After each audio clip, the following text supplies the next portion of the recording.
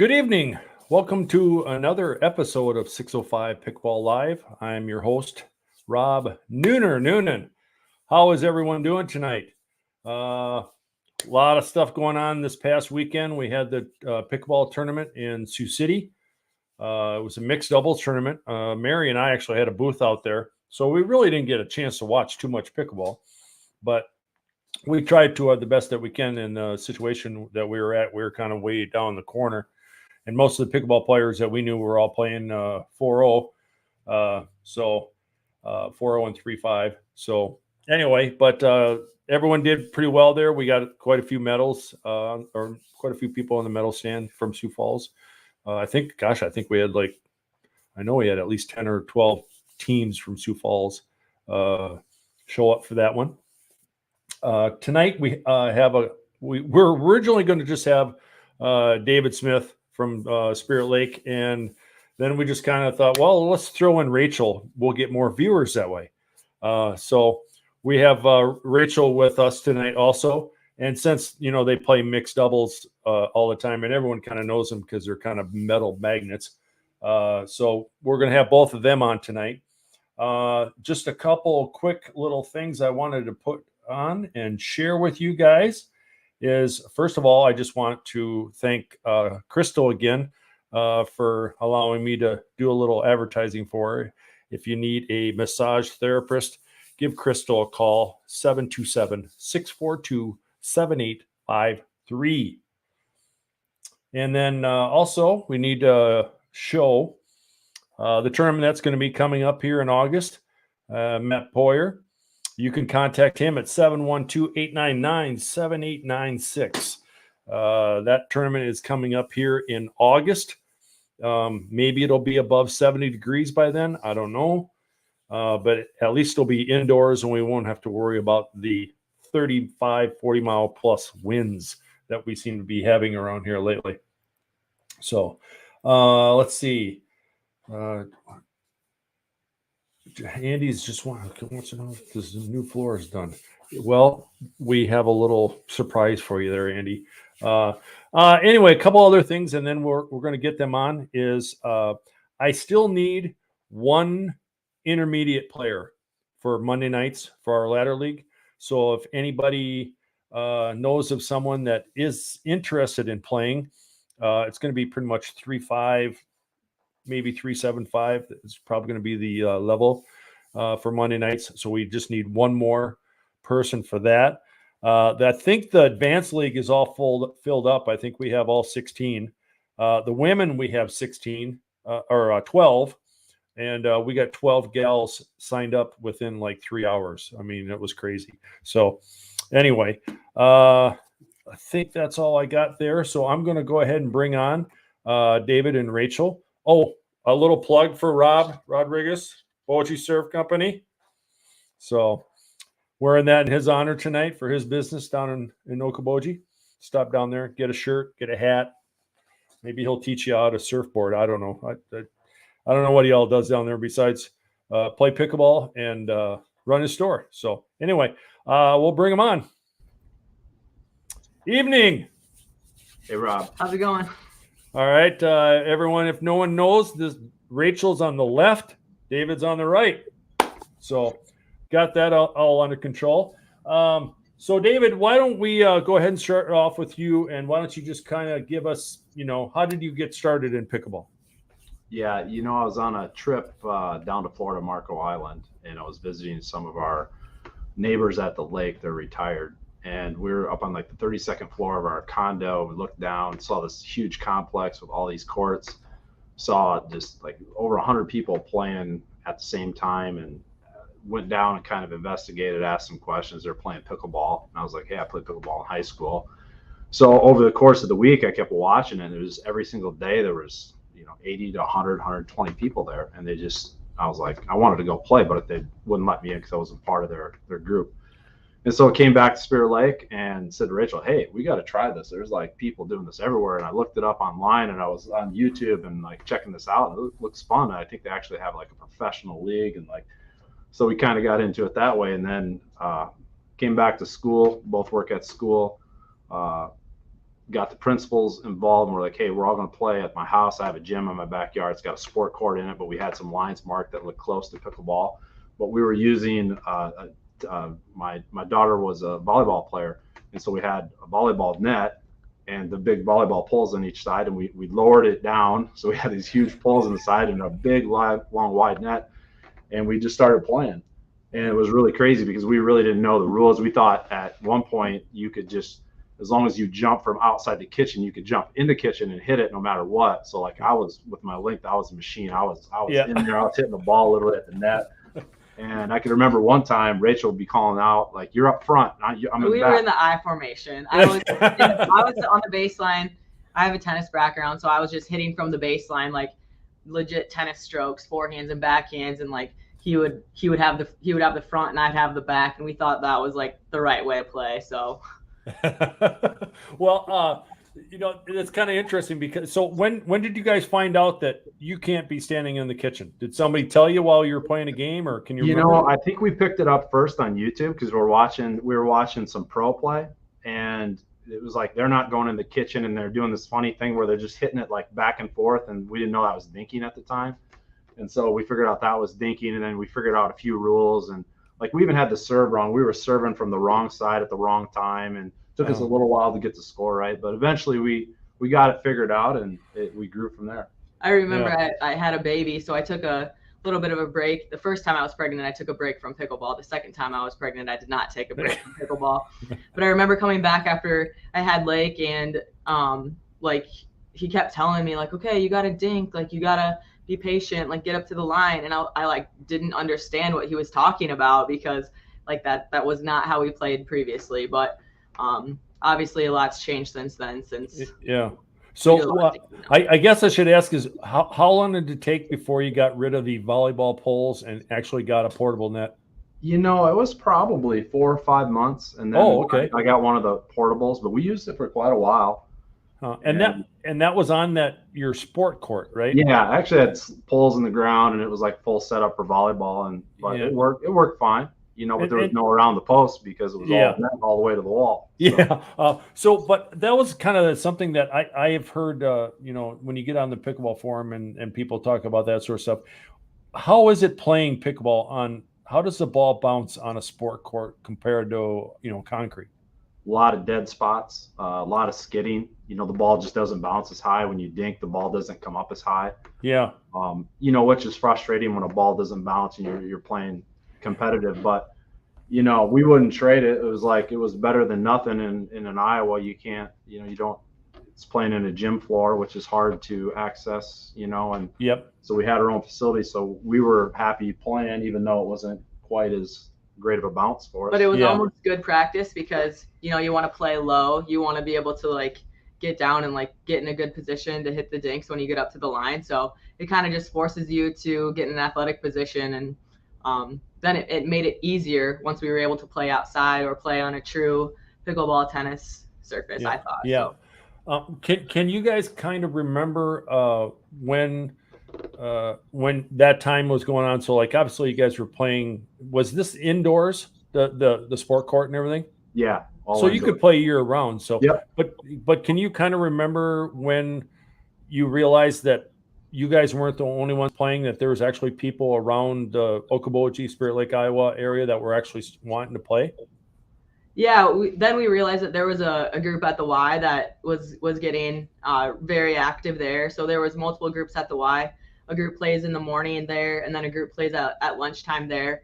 And that started to grow and grow and grow. And, before we knew it, we had courts at Spear Park and courts at the school that people were playing at constantly. And there has been several times when we try to go out and play and all the courts are full during the prime time. So obviously it's a little hard for us to get out and play during lunch, especially during the school year, since we were administrators at the school. But in the summer, we get out there and play with the group all the time, and we have an awesome group that plays at lunch, and it's very competitive, really fun, and a lot of people are super into it. And you know how it is in the pickleball community. When you have the common interest of pickleball, you just like automatically become friends and family with them. And It's just, that's what makes it such a cool sport. Yeah.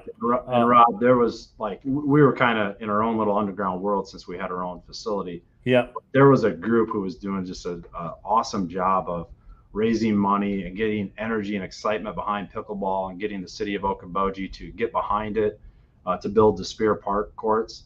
And from there it went on. Now we have Sawmill courts. We're building more at the school. But there is a terrific group of people here in town. Just so many people that are passionate about pickleball. They're good at it. They're awesome people. And so it's been Spirit Lake. I don't know the numbers of people that play pickleball. We were guessing we had probably 40 to 60 that play on a regular basis. Plus we got all the weekend people that visit here and vacation here. So we got people stopping in and playing all the time. But our people here are nuts. And per capita, I got to think that we have as many courts as anybody for a small town like Spirit Lake. Easily. Yeah, easily. And is it Terry? Is it Cooner? Or no, Terry, that you were talking about one of the guys that one of the many people that were getting courts going out there. Honestly, it's a huge list. There's not one or two people. It's a huge list, and people who did a little bit on the of the fundraising, and people who were pushing behind the scenes with the communications with the city, and it's pretty cool.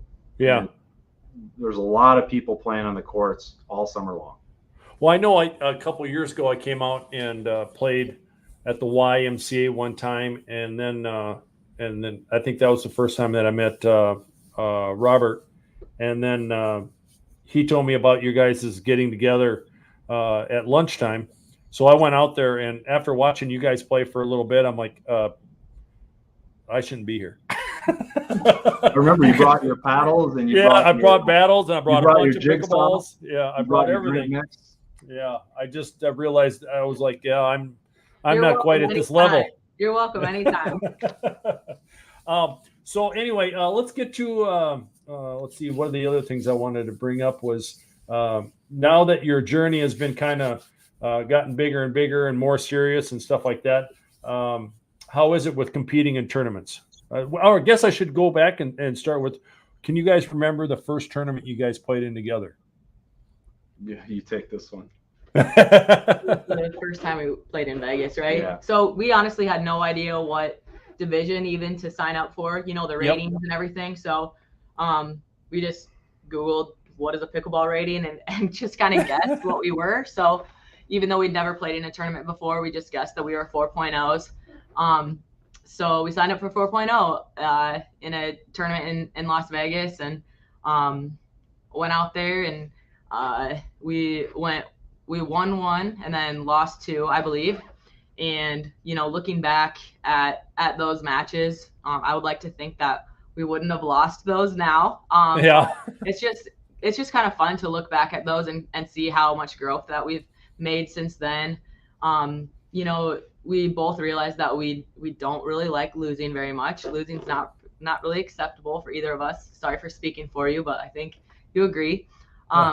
So we wanted to get better, and that just motivated us to watch videos and watch drills. I remember one time my mom came into my house because she watches my kids for me while I work, and she legit saw a notebook that had pickleball notes on it, like tips to get up to the line, and strategy of where to place your dinks. And she's like, wow, Rachel, you're taking this sport very seriously if you're taking notes on how to do drills properly. So we just started taking it really seriously and realized that every time we play, we shouldn't just go out and play rec for 2.5 hours. Sometimes we might just want to do like a quick 1 hour workout where we're just doing drills and focusing on a specific shot, really getting comfortable being able to hit at any spot on the court, and just kind of wanted to take it to the next level. So we put a lot of time into drilling.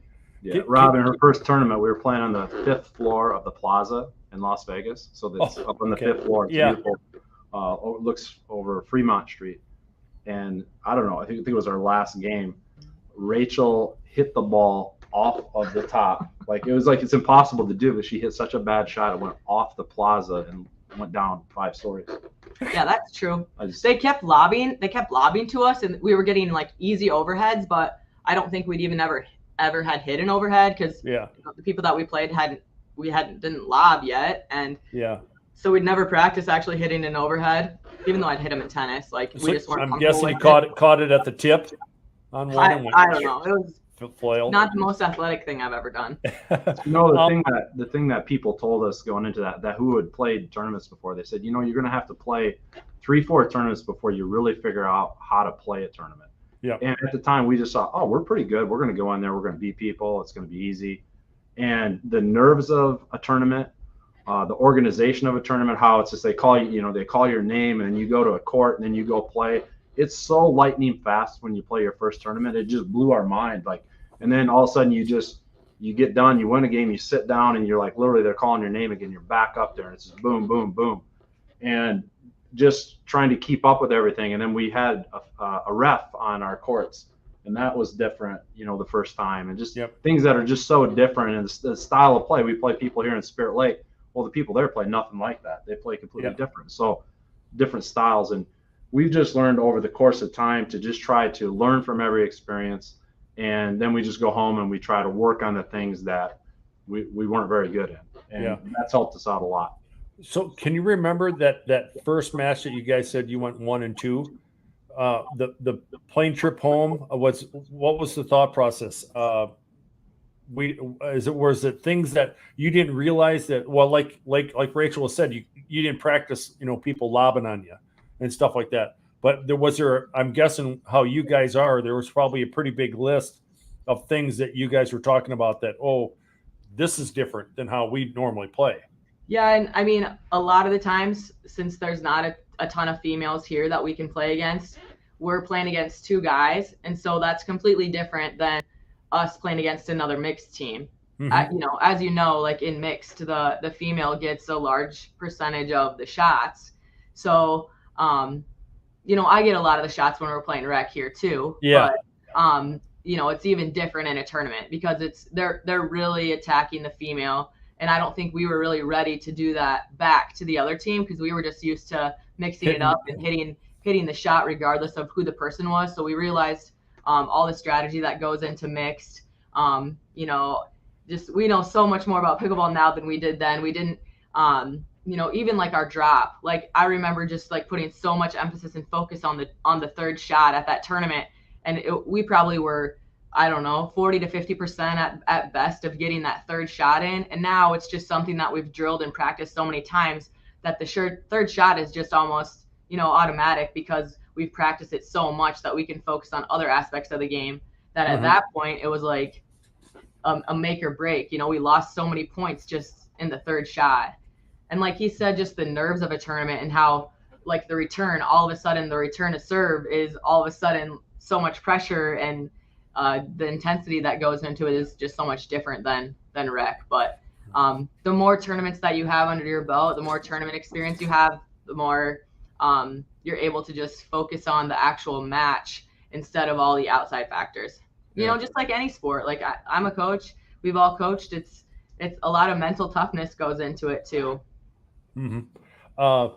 So you guys have been playing. So all these tournaments, you guys have played. I'm guessing about 7 tournaments or so, 5 or I think I had some more. You guys were 7 this year.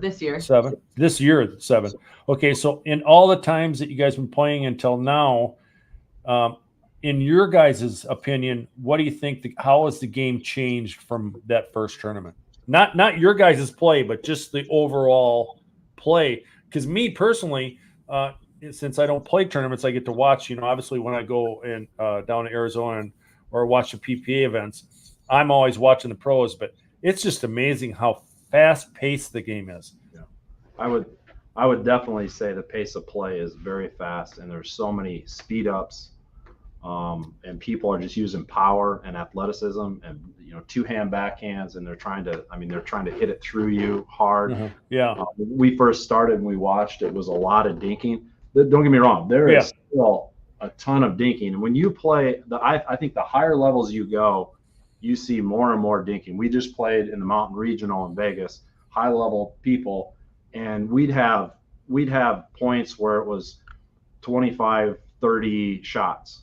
I mean, that's a long. That was like an average point, probably. That was an average. It was just, points last a long time. So like you get into those situations and like you're sucking wind because like you're just not used to that. You don't do Mhm. that around here. But when you get there, it's just like you got to sit there and be disciplined and grind. And then everybody, anything that's left up at the thigh, they're speeding up and trying to go through you. And it's Mhm. coming from every direction. And the females, I'm so impressed. Like she's phenomenal. You leave something up against her, she's going to two-hand backhand it right through you Mhm. and peg you. And it's just the quality of play is just getting better and better, and more athletic people and longer people and more speed ups. And it's just, you really have to have good hands anymore to play at the higher levels. And it seems like, there's so many more resets now. So like when the point used to be over and now it's all of a sudden reset and the point starts back and you get back into the dinking and then someone else will speed it up and then someone else will just be able to set it back into the kitchen and get back into the dinking. So I think that's what like makes pickleball so fun. It's like the points are just so competitive each and every time.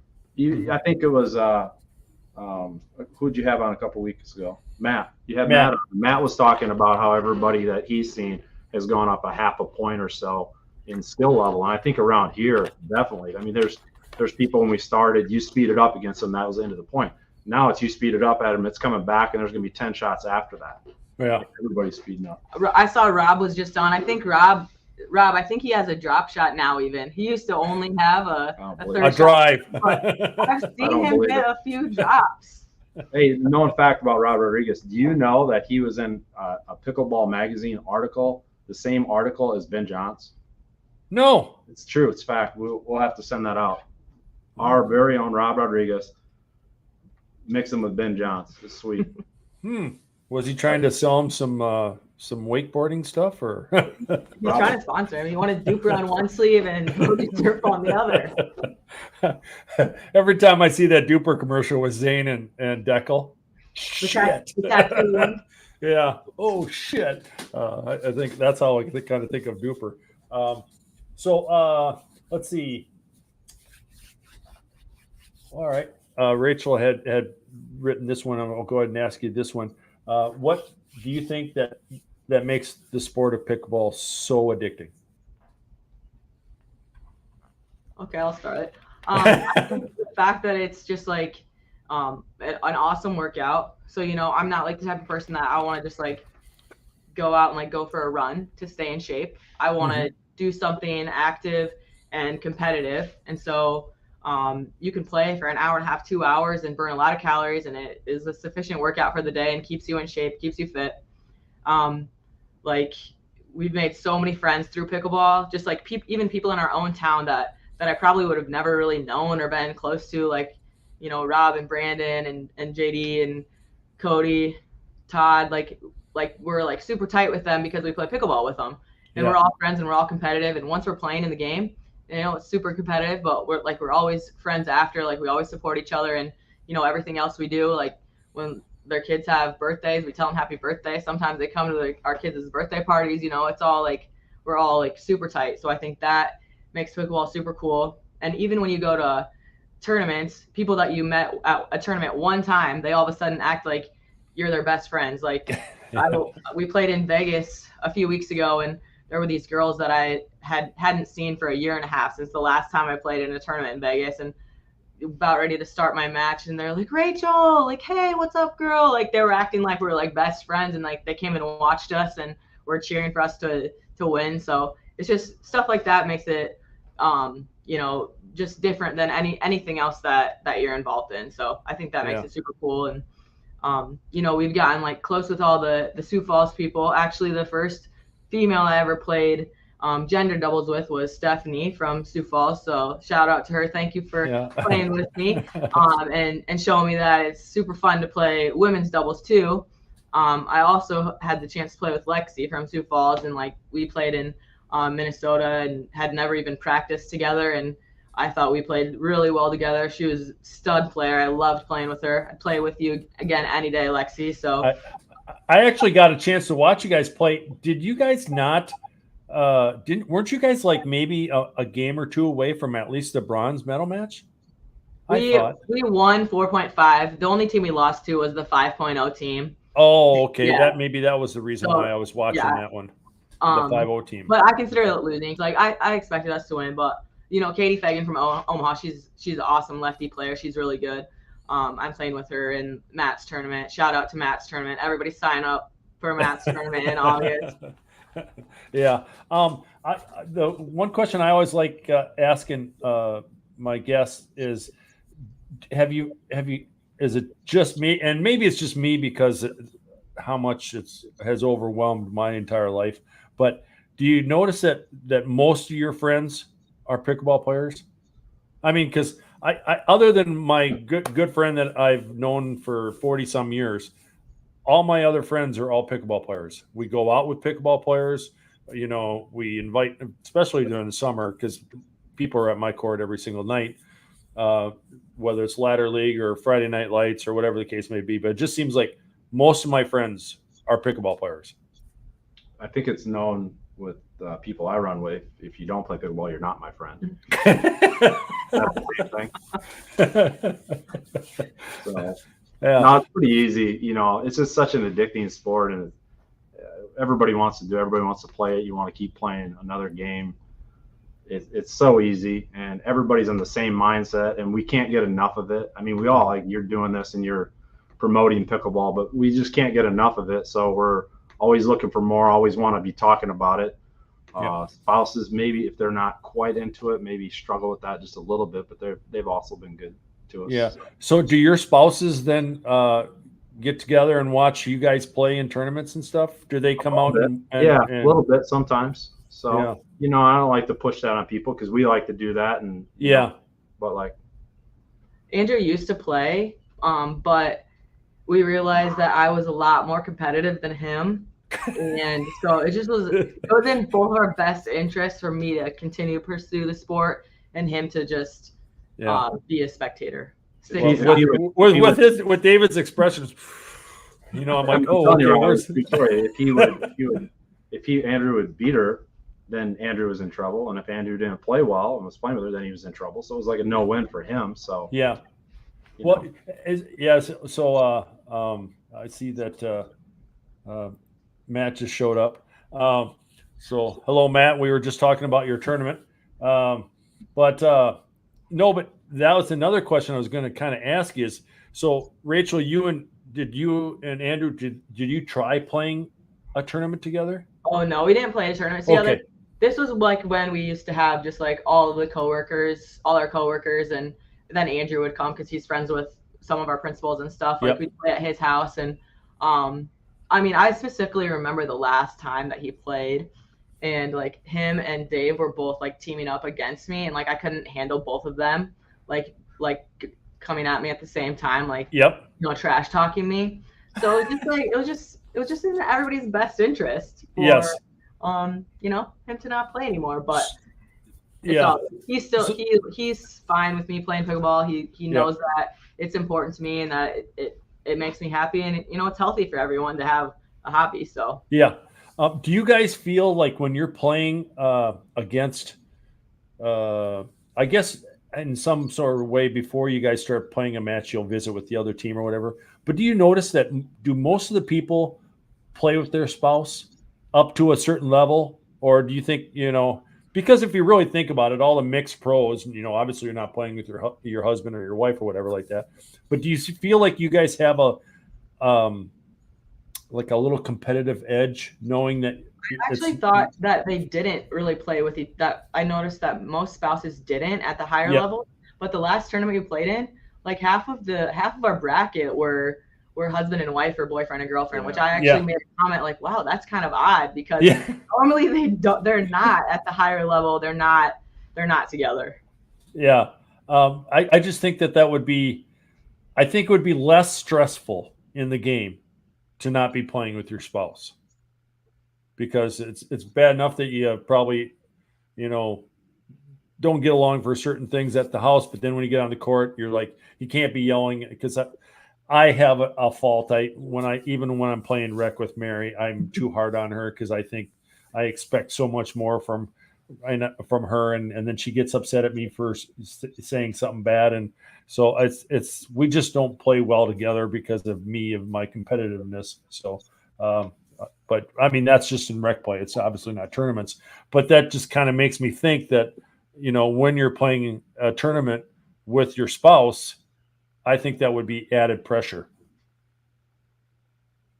I mean, he is my boss, so that's like a tiny bit of added pressure. But I mean, other than that, yeah, we never get mad at each other. How do Andy and Carla do it? I want to partner with Carla, and I want to play Andy because I want Carla to take the lead in medals. So, Carla, let's get this hookup going. And it was kind of funny. I actually saw Andy after he had won his medal, and I said, "So are you up in medals?" He goes, "Yeah, for about another 10 minutes." Because then Carla ended up getting a medal too. I think they ended up winning gold too. So they're back at even strength. In your guys's, because I'll admit I haven't seen a lot of your games, even on video or whatnot. But do you tend to play a Ben game, or do you tend to play more? And when I mean Ben is, do you tend to lean more over to Rachel's area, or do you have enough confidence that Rachel can cover her own area? Well, I have tons of confidence in Rachel to cover her area. She can cover the whole court, and she's extremely athletic, and that's not a question. But when you're playing that higher level, the dinking is so precise, and they're really trying to target Rachel and pull her wide. And so it makes sense for me to go into her side of the court and to be a presence. So if they do leave a ball up, if they do make a mistake, I got to be able to put it away. And but she'll dink. She'll just dink back and forth, just nonstop. And I'm constantly saying, stay at it, because she's so disciplined and she's so good. And I just know, like in pickleball, a lot of times what happens is you lose your discipline and you get a little bit anxious or nervous. You're like, I want to end this thing. Yep. Where she doesn't do that. She'll just stay in there and just forehand dink until they break, and then they make a screw up, and then that's when we score. Is this true? I'm laughing at Trevor's comments. They're very funny, but they're not accurate. Okay. I mean, I saw Colin Johns like make a statement, and I won't get it word for word, but like Dave definitely plays like Ben, and I definitely play like Colin. Like I am very comfortable right side player, and he's a very comfortable left side player, and that doesn't mean like the court shouldn't be split 50-50. I shouldn't have 50% of the court. He shouldn't have 50% of the court because we're both right-handed. So it's all about angles and getting the right shot to put away. So if I'm doing my job and hitting, and I'm going to, like you said, stay patient and stay consistent and keep hitting low shots in angles where they can't hit it hard, they can't hit an aggressive shot, they will eventually pop something up to his forehand where he's able to put it away. Like that's the strategy that we go for. Obviously, if I get one up, I'm gonna hit it hard too. But I'm totally comfortable with him being Ben and me being Colin. Yeah. There was a question by Jolene up in Watertown. She wants to know how tall are you, David? 6'3". 6'3". Okay. Yeah. So the other question I was going to ask, that as far as that, when you brought up Colin, did you actually hear that comment about how Colin was saying that technically by Ben coming over or whatever like that most of the return balls, he had some sort of comment where they're actually standing in the right spots because it's hard to hit a cross court dink, or something like that. Did you hear him talk about that? Yeah, he said that. Yep. Rob, I know when we played in Minneapolis and we're in the gold game, I wasn't playing as far over for whatever reason. I wasn't as comfortable that game I don't even know why, but I just wasn't. I didn't have my A game. And so I was staying on my side a little bit more, and it made it even tougher for us. I think we reflected on afterwards, and because we left a bigger gap in the middle and we allowed the person she was dinking against to have a lot of room. So she could let it float a little bit, and I couldn't get there because I was staying home. And then the last tournament at the Mountain Regional, I was really playing over on her side. And I'm talking about like almost splitting the center line on both feet. And we were crushing it. Like we were really just on fire together. And she and Rachel, it was making her shots easier because they were worried about me. And so they'd leave it up to her, and she would just come in two-hand backhand or put it away against the guy who was directly in front of her because they were thinking about my presence, and it opened things up for her. Yeah. we're kind of going a little too far with the tournament part of it, but I was going to ask you because it's just some questions that I normally always ask my guests. But when you went way back when you were still getting into pickleball and everything like that, can you remember what your guys' first paddles were? Yeah. Bison. A bison? They had a picture of a big buffalo on it. And I'll never forget, I went to this big tournament and the guy's like, hey, what are you playing with? I was like, a bison. He looked at me. He was using a sucker. He looked at me and I was like, I remember going home. We talked about it after that. And I was like, I think we got to change paddles. I think there's better paddles than this $49 We were bison. proud of the Yeah. Amazon. Oh, I love the bison. Yeah. And there's a picture of a buffalo on it. It was sweet. Like we knew, like we were just glad it wasn't a diller. So like we knew that we were okay with the bison. Yeah, but so were they just paddles that you bought at a sporting goods store, or were they on Amazon? Okay, Amazon.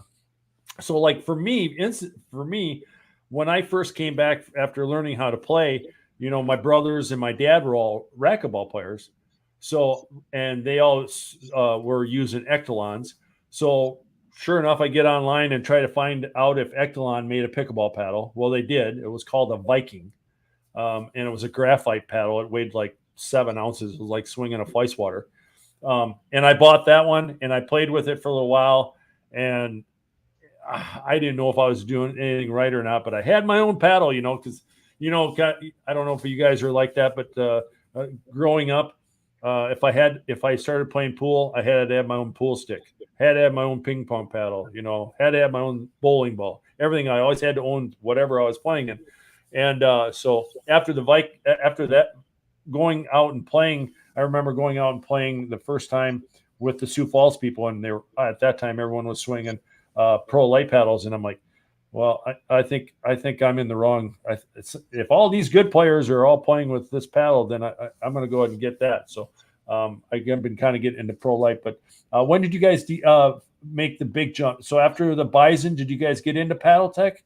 Or how long have you been with paddle tech? It was basically after one of our first tournaments, we decided we needed to go with modern technology and try something different. And when we started, we just hadn't researched paddles up until that point. Yeah, we were exposed to it. Yeah. Have you guys since then looked at any of the other ones, like the new Carbon or the new Electrum, or everyone's been talking about these paddles. I unfortunately can't. I have way too much money invested in pro light right now for me to even try another paddle. But other people are always talking about it. So I was just kind of wondering that you kind of all this time you guys have been with paddle tech, and they're reliable, and you know how the paddle works and all that sort of stuff. But do you guys ever get the itch to maybe go off to an Electrum or go off to a Carbon or Franklin or whatever? Rob, we try them all. Like literally, when a new paddle comes out, we'll try it. If somebody has one, we'll grab it from them, try it for a few days, or we'll order one and try it. And I just keep coming back to paddle tech. All reliable.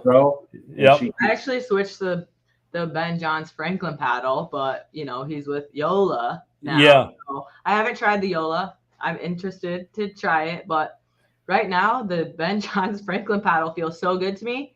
Yeah. And I have the pink one, and I love the color of it. So with that, don't fix what's not broken. So until I don't like it anymore, I'm good with it.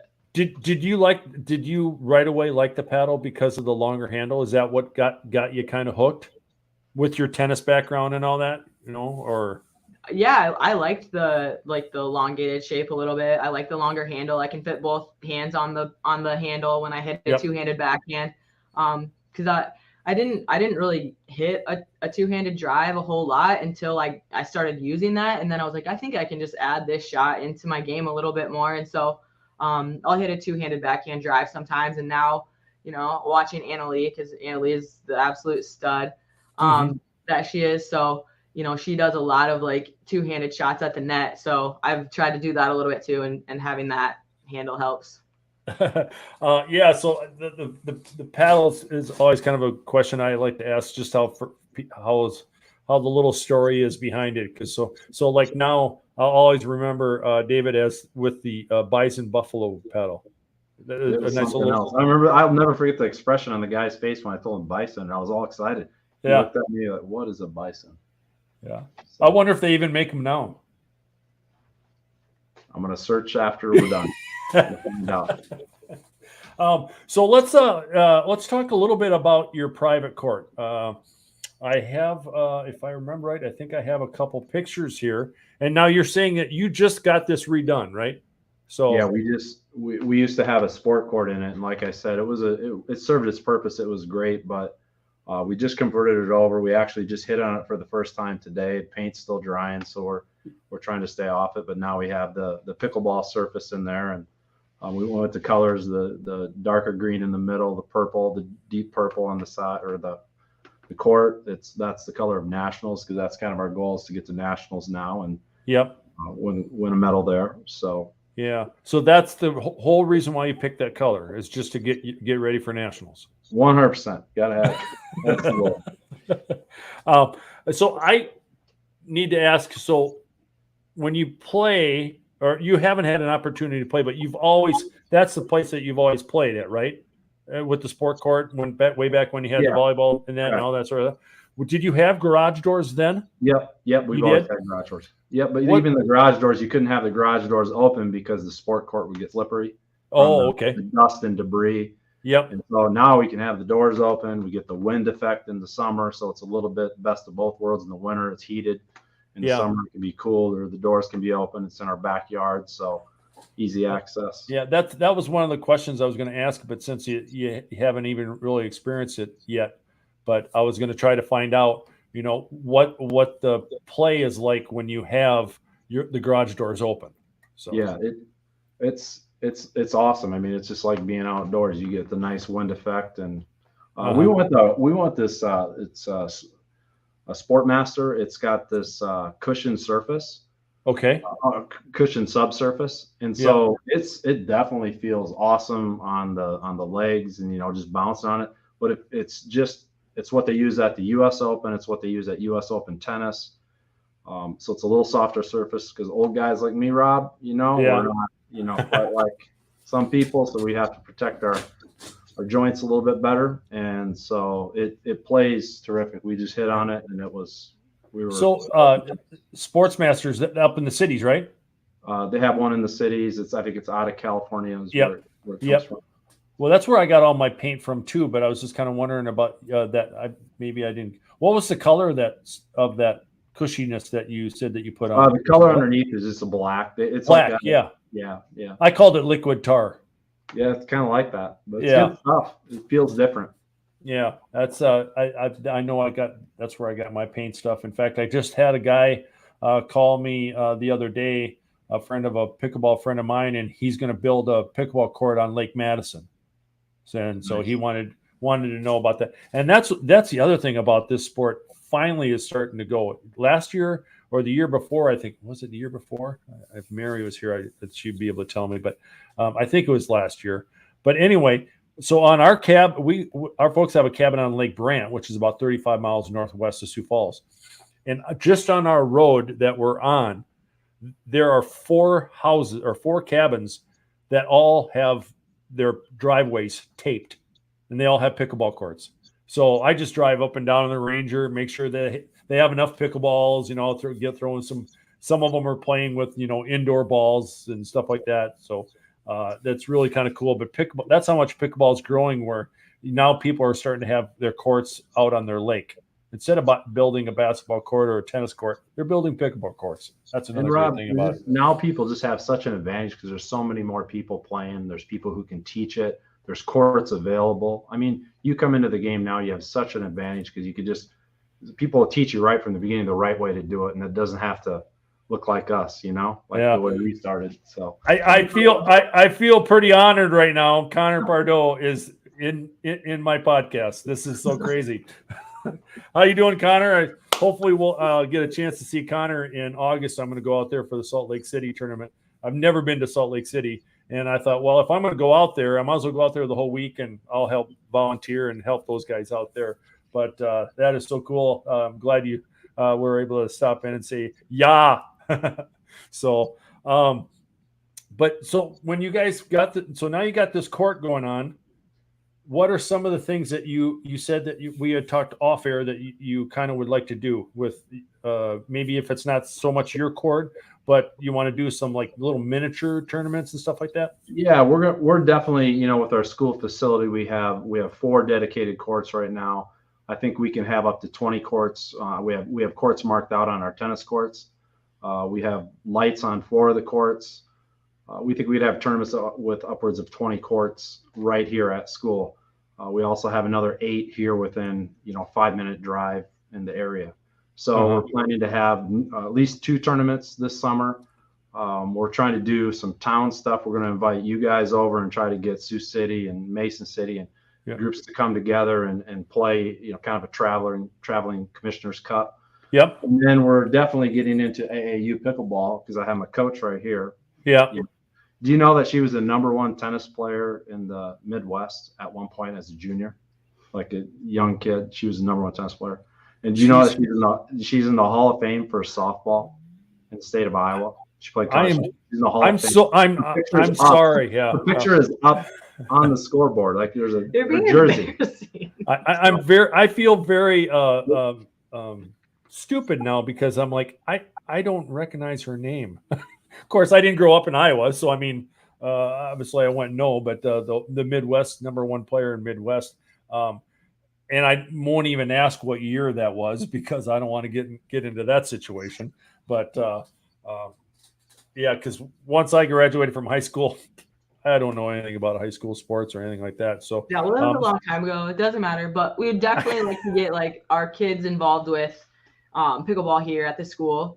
And the surrounding areas and try to do something cool with AAU pickleball and see where that takes us. Yep. It's obviously a sport that you can play lifelong. So, they all learn it in PE, like we all learned it in PE. And then, just kind of, you think it's just a game you play in PE and it's something that they can play for a long time. And obviously there's more and more courts around the United States. So they'll have more opportunities to play. So if we can teach them and give them one more opportunity to be involved with the team and be involved in competition.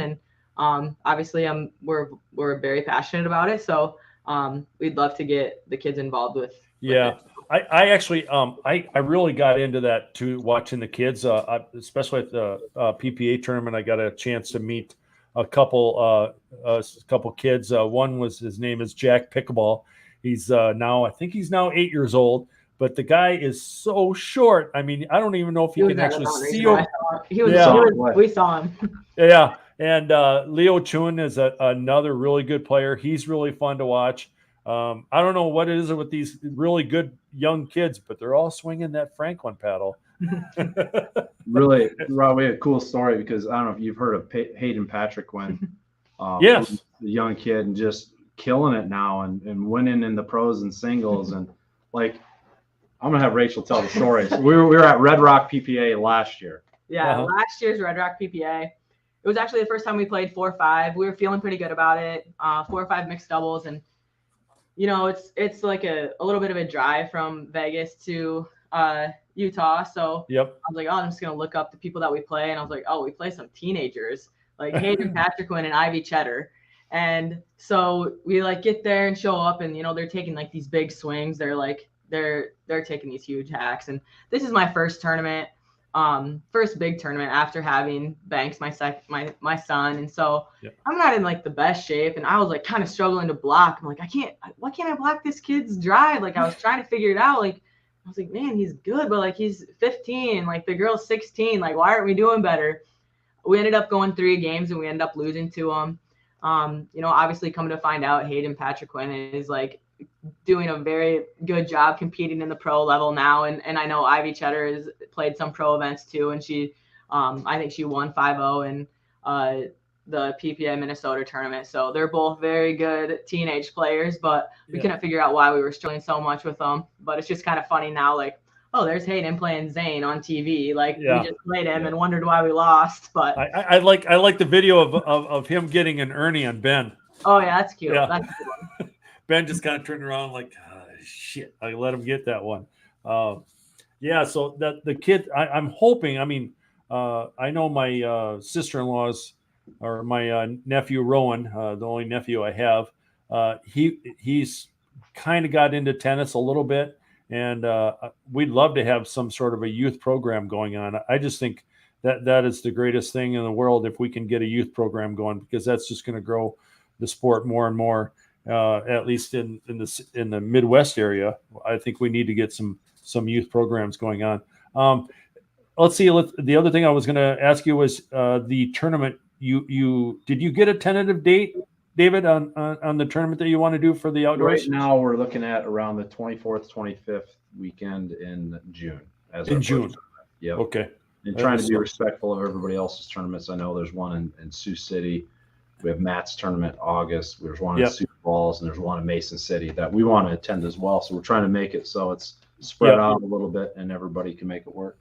Are you guys thinking that you're going to do Friday, Saturday, Sunday, or is it just going to be Saturday, Sunday? Yeah, we definitely want to bring in the senior level. So we did for our indoor, we had senior on Friday night, and that worked out great. And then a men's on Saturday or a women's on Sunday, or vice versa, and whatever works. But we feel it. People want to be in the Okoboji area. We got beautiful courts, and a lot of people like to play, and we're kind of centrally located to pull people from everywhere. Yeah. Do you notice that? I guess Heather wants to ask this question too. Are you guys going to have? You're going to try to have singles? It's something we've talked about. It just depends on what the demand is. If Heather wants singles, Heather can have singles. So whatever Heather wants. It is crazy because, I know like Chris and Trevor and Duffy and Overt, they play around every once in a while. They'll play singles at Terry Redland. I've watched them play sometimes. I was overwhelmed with how many singles players played at Avera. I mean, there was a lot of people playing singles. I'm like, where did all these people come from? I didn't know that anybody liked playing singles. And now it's getting to be a situation where everyone enjoys it, playing singles. And I would think that most tennis players probably start with singles and then move on to doubles. Or do you think they go into doubles and singles just comes natural for them? I think singles definitely correlates to tennis more. I don't know that they necessarily start there, but I think it's more of a correlation because you hit more shots from the baseline. You hit more, the topspin forehand and backhand that you do in tennis. But I think singles is definitely picking up for sure. Yeah. Well, that would be. I mean, if you guys got enough courts out there, and the other question I wanted to ask before we start to wind down here is, how did you go about getting pickleball courts at your school? Because as of right now, that's all our big wish is that at some point in time, pickleball becomes a school sport. But it not being a school sport, I was kind of wondering how that transpired. Yeah, ours is a little bit unique being a part of the school because we had this vision. It's just outside of our building at the high school of having a community park, because we don't really have a community park in Spirit Lake. Okay. So we had this vision of school, community, kind of we're going to run the deal out of the school, but we wanted it to be inclusive of everyone. And so we have beautiful brand new tennis courts. We have beautiful brand new pickleball courts. We have a beautiful path that runs through the middle of the complex. We got our softball, baseball right across from each other. Got a beautiful concession stand. We're redoing youth softball, baseball diamonds. This year, we're going to start that. We have a brand new basketball court. We're looking at an inclusive playground. So it's a phenomenal area, and it was easy to ask people to give money, and we had a big donor that stepped up, and so it made it all come possible. But no school funds used for it, so it was just okay. In Spirit Lake, I think we're lucky to live where we live because we just have a lot of people who are willing to give to this kind of stuff. Yep. And then you have the city of Okoboji who stepped up, and they're doing tremendous work with their courts. So So would you say that that during the summer, obviously there's more people that are coming out and playing during the summer, because like you were saying, a lot of people that come out for the weekend that have weekend houses out there or whatever, more and more people are starting to play pickleball. You'll see more new faces, I'm guessing, during the summer. Oh, we're our Spirit Lake's 5,000 people in the community all year long, except for the summer. It goes anywhere, if you combine Spirit Lake, Okoboji, somewhere between 20 to 40,000 on Wow. weekends. You know, Oh, 4th of July, it's upwards of 40,000 people. So yeah. like there's a lot of people from out of town that come to play, and they're looking. Yeah. I mean, because we would know everybody, but then Yeah. we show up to play or practice, and there's constantly people we don't know, we've never seen before. So the community is. So do you think that even though all these I'm guessing with all the courts being built in and around the area in the last 2 or 3 years, that the Spirit Lake and the Okoboji community, they've all pretty much accepted that pickleball is here to stay and that pickleball helps the community? 100%. Yeah. 100%. I mean, people are going gangbusters with it. So, Yeah. and it's not done yet. I think you're going to see even more courts go up.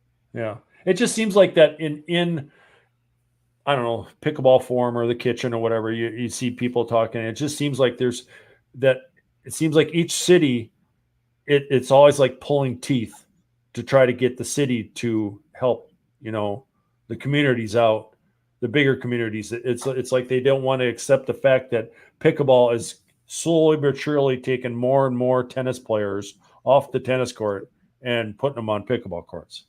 So I know what you're saying, and I think we even have that here in Spirit Lake to some extent. But that's exactly why you need to run for city council, Rob. Let's get this thing done. My parents have done enough politics. I don't want to do any politics. I like, this is my politics here, I guess, as far as pickleball is concerned. This is what I do is interview people from around well, it used to be just South Dakota, and now I'm branching off and having you guys come on and I might as well give a plug. Next week, I'm going to have Carolyn and Dave from Sioux City on. We're going to do another duet interview. I'm actually getting some feedback that a lot of people like the two guests type deal. It doesn't seem like it ever gets stagnant because you at least have one of the three people that are still talking in the conversation. But I don't know. This is my way of promoting pickleball. Whether it's having ladder leagues at my house or my pickleball store or whatever the case may be, but this is the only way I feel is the best way to promote pickleball around the state of South Dakota and the surrounding areas. So before I let you guys go, could you or maybe give us a little information on where right now can people play indoors? Or if there's any specific times that people can play at, and like where are the courts exactly located outdoors? So our viewers, in case they have never been there to play.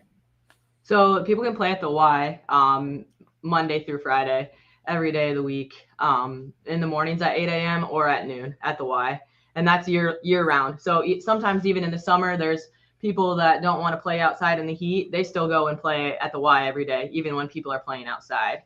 Okay. And then we have 4 outdoor courts at Spear Park, and then we have 4 outdoor courts at Sawmill in Arnold's Park, and then we have we're about to have 4 new courts that are dedicated pickleball courts at the school, and then we have pickleball lines on our tennis courts, two of our tennis courts. So that has 8 pickleball courts on those, and people can play on those anytime. Our nets are already out there, so. I think there's some ladies that go play at lunchtime already outside now that it's getting warm again. Yeah. So can people go and so like if you guys are having tennis practice out there or whatever, can they still go up there and use those courts? I think the only time they can't is when there's tennis meets. That's the time they use all the courts. If there's tennis practice, they use the 2 courts that don't have the pickleball lines on them. So only if there's tennis meets is the only time, like Mondays and Thursdays between 4 and 6 is the only time that they couldn't use it. But I want to just embarrass Dave because he had to bring up, like, when I was 12 years old, like, the only reason that we're good at pickleball is because he puts so much time into, like, figuring out, like, what we need to do to get better. And I think that is, like, what makes it, like, so special because, like, he is so competitive and, like, wants to win. And it's just, like, makes it such a fun sport to, like, always figure out what we can do to get better. And if, like, I didn't have him to, like, push me, then, it would probably just be, like, more of a recreation, like, leisure thing. But it's, like, made it such, like, a fun thing to, like, always, like, like we sit here and talk about pickleball so much, just like, and the details of like every point and every shot. And like, he's like very pickleball minded. And so thanks for being such a stud pickleball person. Because I was good looking. Oh, well, it's not actually that. I was actually going to say maybe the key word there is ambassador, that both you guys are true. Yeah, you guys are both true ambassadors to the sport of pickleball and ambassadors for the community, for promoting pickleball and just teaching numerous people how to play. It's just great. I look forward to the weather getting better because I really do want to come out. I was going to ask you, David, what's with the 2 basketball hoops on your pickleball court anyway?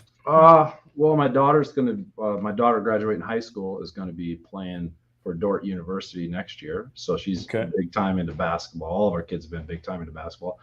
Our daughter that played volleyball out at UNLV graduated from the School of Nursing, or she's graduating from the School of Nursing at UNLV. She's moving to Sioux Falls, Rob. And she's going to be working for Sanford and ICU critical care. And she's going to get into pickleball now that she's done with volleyball. She's going to get into pickleball big time. So I told her after our combo today that we're going to go meet at your house. You're going to cook me a steak and we're going to play pickleball. It's going to be fun because everyone that plays pickleball at my house knows that I do not cook. In fact, the last time I tried to start the grill, it started on fire. And I think Craig was there, and he actually put the fire out. But yeah, I almost burned down my deck trying to cook. So I'm not a very good cook, but I can supply the cocktails, and you guys can come out and play on a Friday night. It's a lot of fun. It's a super fun, and I'd like to get out there because I'd really like to check out your new court and check out how it plays with the garage and everything, because that's something that my little brother and I are currently working on. Is we're going to try to get an indoor court with my store connected to it out there in my backyard, so then I'll have 2 courts. So awesome. Yeah, that's what I'm hoping for. So do you guys have anything else that you guys would like to add before we let you go? Just about your tournament? Thanks for promoting the sport and bringing everybody's communities into it. And we love the people of Sioux Falls, and they've been great to us. We actually call people and we'll say, hey, we need to get some games in before a tournament, and they're always welcoming to us. And so we appreciate it. And we appreciate you when you come to our tournaments. You set up shop, people get to see the paddles and the bags and the clothes and all that stuff. Yeah. So we appreciate all you do. All right. Well, thank you very much. I'm sure that just like you guys, what I like to do and what you guys like to do, we all enjoy it the most. It's pickleball. I mean, that's what's great about pickleball is you get so many new friends you meet through pickleball, and you sit around and you guys don't talk. We don't sit around and talk about baseball or politics. We talk about pickleball. We keep on talking about pickleball. So pickleball. So as you can tell, I got bored one time and decided, well, you know what? I'm gonna paint my pickleball court on my wall.